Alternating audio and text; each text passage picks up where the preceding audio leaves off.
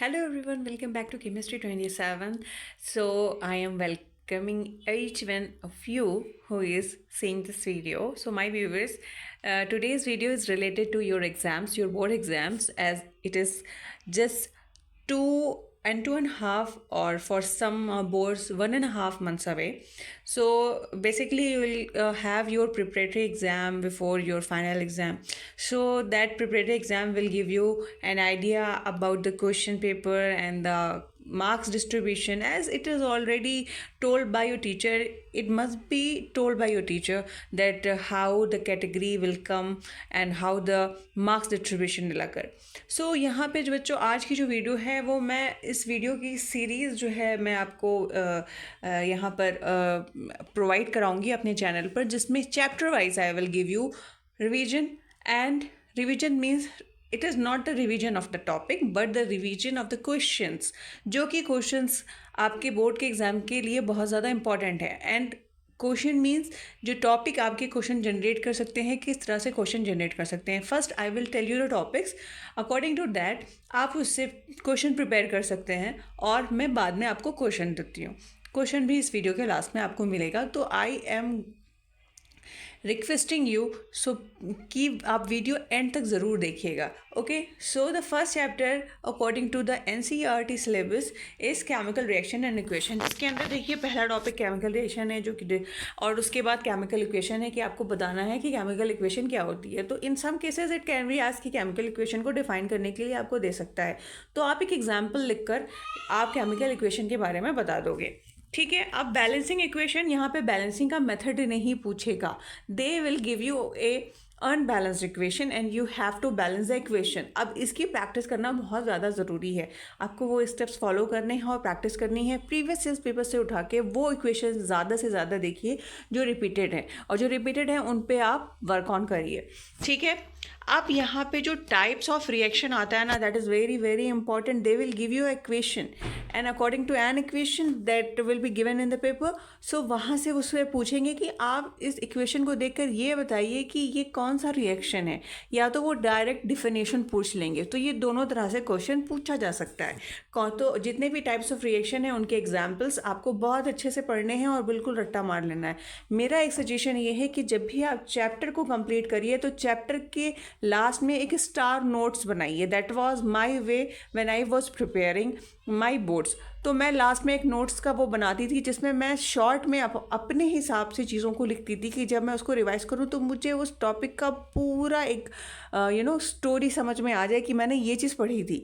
आप अपने वे से कर सकते हैं, बट आप लास्ट में इंपॉर्टेंट नोट्स को, इंपॉर्टेंट पॉइंट्स को नोट आउट ज़रूर किया करिए. ठीक है. अब इसी तरह से देखिए यहाँ पे दिया हुआ है कॉम्बिनेशन रिएक्शन का. ये डायरेक्ट रिएक्शन देके पूछ सकता है, या पूछ सकता है कि what happen when slag lime and calcium oxide is react together. So like that they can ask. Okay.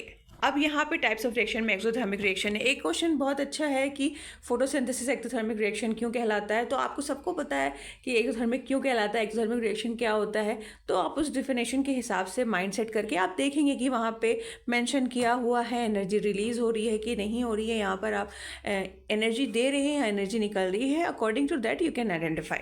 Okay, तो ये हो गया भाई इससे. अब यहाँ पर सबसे ज़्यादा इम्पॉर्टेंट ये है आपके इसमें देखिए हर चैप्टर में आपके डायग्राम्स बहुत इंपॉर्टेंट है. तो डायग्राम में क्या है, आपको डायग्राम डायरेक्टली 16 मार्क्स SLC जो हम बोर्ड है, कर्नाटका बोर्ड, स्टेट बोर्ड, उसके अंदर क्या होता है कि वहाँ पे 16 मार्क्स अप्रॉक्सीमेटली, मतलब up to 16 you can get from your syllabus diagram. जो भी आपके सिलेबस पर डायग्राम्स हैं उससे आपको मिल सकता है. तो इस चैप्टर में ये जो है electrolytic decomposition, that is when decomposition reaction carried by electric current, तो ये डायग्राम दे सकता है और ये क्वेश्चन पूछ सकता है. ठीक है. फिर फोटोलाइटिक डिकम्पोजिशन, अगर आपको डायरेक्ट इक्वेशन दी जा रही है और वहाँ पे सनलाइट या फिर किसी तरह की भी लाइट का इस्तेमाल हो रहा है तो वो फोटोलिटिक है. फोटो मीन्स लाइट होती है. ठीक है. अभी यहाँ पे हम आते हैं, ये सारे आपके रिएक्शन चल रहे हैं. ठीक है. ये डिस्प्लेसमेंट रिएक्शन का है आपका पूरा. इसमें एक इन्होंने सेटअप बनाया हुआ है. तो मैं इस डायग्राम को ज़्यादा प्रायोरिटी नहीं दे रही हूँ क्योंकि इसमें से जो भी चीज़ें पूछी जाने वाली हैं वो मैं ही आपको बताऊँगी. अब यहाँ पे आता है डबल डिस्प्लेसमेंट रिएक्शन. तो वहाँ पे वो ऑप्शन में 4 तरह की इक्वेशन दे देंगे इस तरह से टफेस्ट लेवल में मैं बात कर रही हूँ। आपको पहचानना होगा कि ये डबल डिकम्पोजिशन है कि नहीं है। भाई डबल डिकम्पोजिशन का मतलब क्या होता है, आपको पता है, आपने डेफिनेशन पढ़ी है, आपने एग्जाम्पल को हमेशा डेफिनेशन से टैली आउट करिए, उसके बाद आपको समझ में आ जाएगा क्या कॉन्सेप्ट है। ठीक है, अब फिर दूसरा टॉपिक आता है ऑक्सीडेशन एंड रिडक्शन, और आपको इक्वेशन दी जाएगी, आपको पूछा जाएगा कि इसमें क्या हो रहा है, ऑक्सीडेशन हो रहा है कि रिडक्शन हो रहा है या दोनों हो रहा है, तो फिर इस इक्वेशन को हम क्या बोलते हैं, that is called redox reaction. ठीक है, इस तरह से ये क्वेश्चन बन सकता है। फिर कोरोजन की डेफिनेशन आ सकती है और रेन एसिडिटी के बारे में पूछा जा सकता है। तो इस चैप्टर से आपको इस तरह के क्वेश्चन मिल सकते हैं। सो जो इलेक्ट्रोलिटिक डिकम्पोजिशन रिएक्शन है, इलेक्ट्रोलिसिस ऑफ वाटर है, वो जो डायग्राम आपकी बुक में दिया हुआ है वो बहुत ज़्यादा इंपॉर्टेंट है, तो उसको ज़रूर पढ़िएगा और मिस आउट मत करिएगा। अब मैं इस चैप्टर से रिलेटेड क्वेश्चन आपको दिखाती हूँ कि क्या क्या क्वेश्चन जनरेट हो सकते हैं and how they will ask.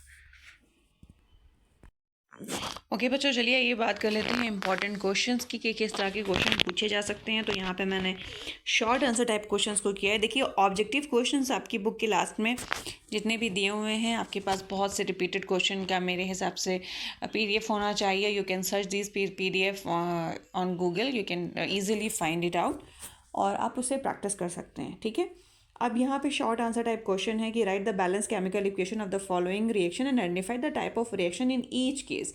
देखिए यहाँ पर वर्ड इक्वेशन दी हुई है।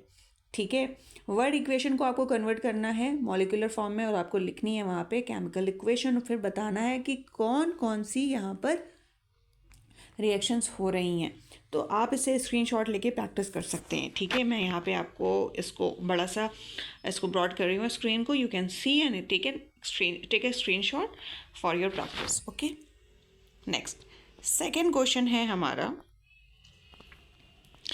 Right the balance chemical equation for the following reaction and identify the type of reaction in each cases. Same. ठीक है, अब यहाँ पे देखिए, अब ये भी जो आपको दिया हुआ है इस इक्वेशन में आपको सेम चीज़ करनी है। अब जो आपका थर्ड आ रहा है यहाँ पे आपको मॉलिक्यूलर फॉर्म में दिया हुआ है इक्वेशन। अब आपको क्या करना है कि complete the missing component variable given x and y in following reaction. तो यहाँ पे आपको ये देखना है कि रिएक्शन कौन सा हो रहा है और यहाँ पे क्या प्रोडक्ट बनेगा और किस तरीके से आपको इसको करना है। ये बहुत ईजी है। देखिए अब आप जिसके साथ रिएक्ट करवा रहे हैं आप देखेंगे कि कॉम्बिनेशन कौन सा होगा, किस तरह से वो इलेक्ट्रॉन डोनेट करेगा और किस तरह से कंबाइन करेगा और कौन से बॉन्ड फॉर्म करेगा। Then after you will identify the product. Okay, अभी यहाँ पे next question number 4, which among the following changes are exothermic और एंडोथर्मिक इन नेचर। अब ये रिएक्शन को देखिए आपको ऐसे दे दिया है कि डिकम्पोजिशन होता है फेरस सल्फेट का, तो वो एक्सो होगा कि एंडो होगा, डाइल्यूशन ऑफ सल्फ्यूरिक एसिड एक्सो होगा कि एंडो होगा, dilution of sodium hydroxide in water, sodium NaOH plus water, तो ये क्या होगा, एक्सो होगा कि एंडो होगा। ठीक है, identify the reducing agent in the following reaction. अब देखिए ऑक्सीडेशन और रिडक्शन से ये क्वेश्चन पूछा है, लेकिन कितना ट्विस्टेड है कि आपको इक्वेशन दी हुई है, डायरेक्ट नहीं पूछा है और पूछ रहा है कि यहाँ पे रिड्यूसिंग एजेंट क्या है। तो रिड्यूसिंग एजेंट कौन होता है, जो रिडक्शन करवाए और ख़ुद ऑक्सीडाइज हो जाए। ठीक है, तो यहाँ पे आप उस तरह से आइडेंटिफाई कर सकते हैं। नेक्स्ट क्वेश्चन है कि आइडेंटिफाई द फॉलोइंग। यहाँ पे ऑक्सीडेंट आपको पता करना है जो ऑक्सीडेशन करवा रहा है, ऊपर वाले में रिडक्शन पता करना है। ठीक है, इस तरीके से इसके अंदर ये चीज़ हो गई। अभी हम आगे बढ़ते हैं। ठीक है, अब हमारा नेक्स्ट जो है, okay 1 second, we will move further. Question number 7, write the balance chemical equation for the following reaction. यहाँ पे दिया हुआ है, अब इसके लिए बैलेंस केमिकल इक्वेशन लिखनी है। यहाँ पे इक्वेशन बैलेंसिंग के लिए आपको आ गया है क्वेश्चन। नेक्स्ट क्वेश्चन है, for screenshot I am just pausing for little bit. Okay, next question, a solution of potassium chloride when mixed with silver nitrate solution, an insoluble white substance is found. Write the chemical reaction involved and also mention the type. So ये precipitation reaction के बारे में बोल रहे हैं क्योंकि इसमें insoluble white substance बन रहा है। ठीक है, बस इस तरह से क्वेश्चन पूछेंगे। फेरस सल्फेट जो है डिकम्पोजिशन हो रहा है, इसमें एवोल्यूशन ऑफ गैस हो रहा है। तो ये सारे question number 9 and question number 10, why do fireflies glow at night. Chemiluminescence एक प्रोसेस होती है जिसकी वजह से फायरफ्लाइज जो हैं वो ग्लो करते हैं। तो उसके बारे में चैप्टर में शायद ना दिया हुआ हो या फिर कहीं पर किसी बुक में हो या ना हो, तो आप इस पर रीच आउट कर सकते हैं, वेबसाइट्स जा सकते हैं, ढूंढ सकते हैं, गूगल कर सकते हैं, you can find the answer.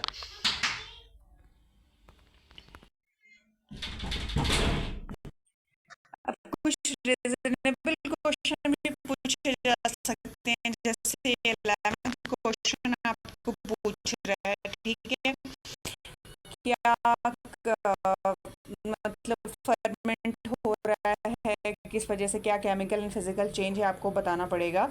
और उसके बाद क्वेश्चन नंबर 12 देख सकते हैं, which among the following are physical chemical changes, जो कि केमिकल रिएक्शन फिजिकल, ये आप 8th स्टैंडर्ड से पढ़ते चले आ रहे हैं, तो you can easily answer this question. Question number 13, during the reaction of some metal why dilute hydrochloric acid following observation water were made. So इसमें से आपको option explain these observation giving suitable reason. Question number 14 and 15. So like this you can get the questions. For 15 there are 4 options given. Okay, so we will move further. It is done. Question number 16. Why do we store silver chloride in dark colored bottles? बहुत अच्छा question है, balance करना है following reactions को। और उसके बाद question number 18, 19 you can take screenshots. Long answer type questions में question number 1, on heating blue colored powder of copper second nitrate in boiling tube, copper oxide black color oxygen gas and brown gas is formed. कौन सी gas है वो बतानी है। Give the characteristic test of the following gas. What happen when a piece of zinc metal is added to copper sulfate solution? and यहाँ पे 3 आपको option दिए हुए हैं। Question number 4, 5 and 6. You can take a screenshot.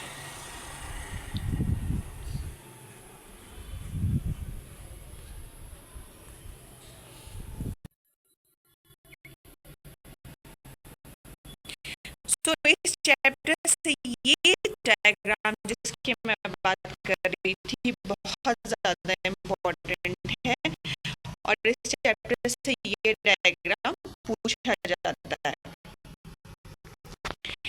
Electrolysis of water. अभी जो मैंने आपको क्वेश्चन बताए ये क्वेश्चन थोड़ा हायर लेवल पर है, आप बिल्कुल पैनिक मत होइएगा, आपको पैनिक होने की बिल्कुल नीड नहीं है। अभी आपके पास टाइम है, आप अच्छे से रिवीजन करके अपने टॉपिक्स को क्लियर कर सकते हैं। ये एक जनरल आइडिया है that how can they ask the question, how can they twist the question, they can ask directly, they can ask in the twisted form also, so it is totally up to them, उनका जैसा मन करेगा और जैसा pattern उनको follow करना है वो फॉलो करेंगे।